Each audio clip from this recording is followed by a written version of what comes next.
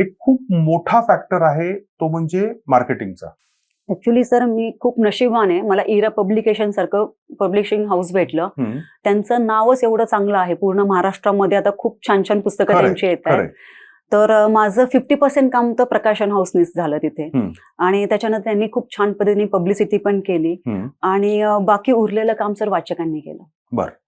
आपण जसं म्हणतो MLM म्हणतो, मल्टी लेव्हल मार्केटिंग, बरोबर. Mouth to mouth publicity. बरं. तर मला वेगळं काही करायची गरजच नाही पडली. बरं. उलट आता मी फेसबुक ओपन केलं तर लोकांनी मला टॅग केलेलं असतं की कोणी कॅन्सर पेशंटने त्याचा फोटो टाकला तर त्याच्या खाली कमेंट असते की आशा नेगीला कॉन्टॅक्ट करा. बरं.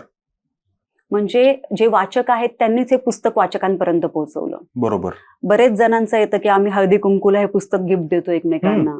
मध्यंतरी रक्षाबंधनसाठी सुद्धा काही लोकांनी माझ्याकडून पुस्तकं घेतली की मला बहिणीला हे पुस्तक द्यायचं. बर बर. तर त्यासाठी वेगळे एफर्ट्स मला काही घ्यायची गरजच पडली नाही. Okay okay. म्हणजे तुम्ही भाग्यवान आहात हो, खरंच मी की भाग्यवान आहे. मार्केटिंगसाठी तुम्हाला काही वेगळं करावं लागलं नाही.